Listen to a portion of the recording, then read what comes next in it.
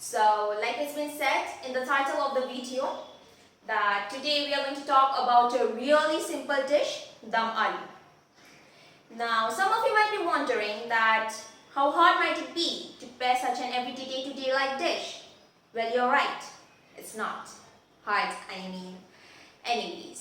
But the specialty of this dish lies in the fact that not a bit of oil has been used during this entire process. So with that said, let's proceed with the video. My Rannamaa has taught us how to prepare a completely oil-free vegetarian dum aloo. আপনারা দেখতে পাচ্ছেন এখানে আলু দমের জন্য আমরা ঘরোয়া সমস্ত উপকরণ নিয়ে রেখেছি, কিন্তু কোথাও তেল নেই। ফোড়নের জন্য সাদা জিরে, শুকনো লঙ্কা, তেজপাতা। তারপর বাড়িতে ছিল বলে একটু ক্যাপসিকাম দিয়েছি, না দিলেও চলে। ক্যাপসিকাম কুচি করে কাটা, আর লবণ, হলুদ, শুকনো লঙ্কা গুঁড়ো, একটু চিনি, আদা বাটা, টমেটোটা একটু বলে নিই। এখন ডাক্তাররা বলেন যে টমেটোর ভেতরে সাদা অংশ এবং যে রসালো যে বিচি জিনিসটা রয়েছে এটা না খাওয়ার জন্য, তাই জন্য টমেটোটা একটু বিশেষ উপায়ে কেটে নেওয়া হয়েছে যাতে ভেতরে ওই সাদা ভাবটা না থাকে এবং ওই বিচিগুলো না থাকে, সেইভাবে টমেটোগুলো কেটে রাখা হয়েছে। টক দই, আর আছে কিছু ভাজা মশলা গুঁড়ো। আমরা সবাই বাড়িতে তৈরি করে রাখি, গোটা ধনে, গোটা জিরে, শুকনো লঙ্কা, দারচিনি, তেজপাতা গুঁড়ো করে রাখা। আর রান্নার শেষে লাগবে অল্প একটু ধনেপাতা। তাহলে আমরা এখন রান্নাটা দেখে নিই। কড়াইটা গরম হয়নি, ততক্ষণে আমরা আলুটা একটু দেখে নিই। আলুটা রেখেছি, আলুর ওপরে একটু হলুদ আর লবণ আমরা দিয়ে নিলাম। এবার একে একে আমরা ফোড়ন দেবো। শুকনো কড়াই, আপনারা দর্শক বন্ধুরা দেখে নিন, শুকনো কড়াইয়ের মধ্যে আমরা সাদা ফোড়ন দিলাম। তারপরে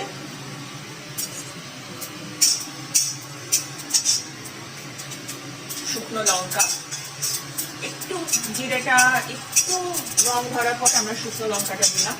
শুকনো লঙ্কাটা দেওয়ার পরে তেজপাতাগুলো দিয়ে দিচ্ছি। আপনারা খুব ভালো করে লক্ষ্য করবেন কড়াইতে কিন্তু কোনো তেল নেই।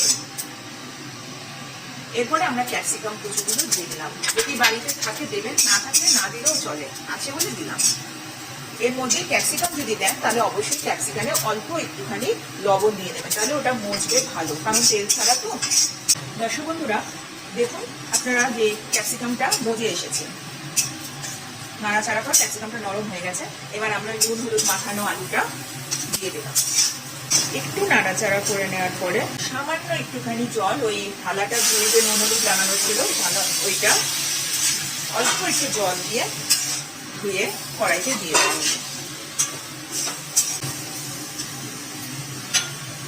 এখন আমরা যে টমেটোটা রেডি করে রেখেছিলাম, ওই সাদা অংশ এবং বিচিগুলো বাদ দিয়ে সেই টমেটোটা আমরা দিয়ে দিলাম। আস্তে আস্তে নাড়াচাড়া করতে করতে টমেটোগুলো সম্পূর্ণভাবে মিশে যাবে আলুর সাথে। একটু ঢাকা দিয়ে রাখলাম, একটু হোক, তারপরে আমরা টক দইটা দেব। আমরা ঢাকাটা খুলে একটু নাড়াচাড়া করে নিই, দেখি কি অবস্থায় আছে। আলুটা আমাদের সেদ্ধ তো আগেই ছিল, পুরোপুরি তাই নরম হয়ে গেছে টমেটো এবং ক্যাপসিকাম দিয়ে। এবার আমরা সামান্য আদা বাটা আর অল্প চিনি দিয়ে দিলাম। সাথে আমরা লঙ্কা গুঁড়ো যেটা রেখেছিলাম সেই লঙ্কা গুঁড়োটাও মিশিয়ে দিলাম। টমেটোটা আপনারা লক্ষ্য করছেন সম্পূর্ণভাবে মজে গেছে, ক্যাপসিকাম তো আগেই হয়ে গেছিল। কড়াইটা একেবারেই শুকনো। আমাদের সমস্ত মশলাগুলো এতক্ষণ ছোট ছোট যা দিয়েছি সেগুলো খুব ভালোভাবে মিশে গেছে। এবার আমরা ঘরে পাতা টক দইটা এখানে মেশাবো। একটা কথা বলে রাখি, টক দইটা মেশানোর আগে খুব ভালো করে টক দইটা একটু চামচে করে মিক্স করে নেবেন। ডাইরেক্ট ঢেলে দিলে পরে না অনেক সময় রান্নাটার মধ্যে কিরকম ছানা ছানা মতন দেখতে হয়ে যায়। একটু মিশিয়ে আগে একটু মিক্স করে নিয়ে দিলে পরে রান্নাটা খুব সুন্দর হয়।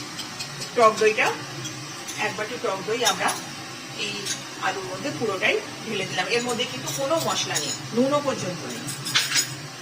এবার এটাই আমরা খুব ভালোভাবে এখন মেশাবো।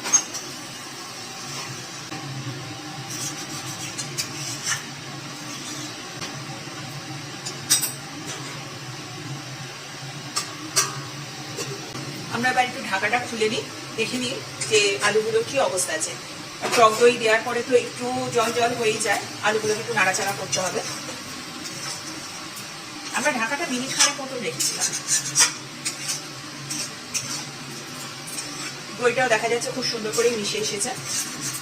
এই সময় আপনারা একটু টেস্ট করে নেবেন যে ঝাল নুন মিষ্টিটা কিরকম স্বাদ এসেছে। যদি দরকার পড়ে প্রয়োজন অনুসারে আপনারা আপনাদের মতন করে ওইটুকু অ্যাড করে নেন।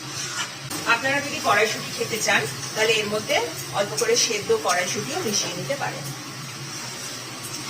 আমাদের রান্না কিন্তু একেবারেই শেষ পর্যায়ে চলে এসেছে। আর একটা কথা বলে রাখি, এই আলুর দমটা একেবারেই শুকনো আলুর দম। যদি আপনারা মনে করেন না একটু ঝোল ঝোল রাখবেন তাহলে একটু গরম জল এর মধ্যে আপনারা মিশিয়ে নিতে পারেন। নামানোর আগে আমরা ওই ভাজা মশলা যেটা বাড়িতে বানানো সেই ভাজা মশলাটা উপরে অল্প করে ছড়িয়ে দেবো।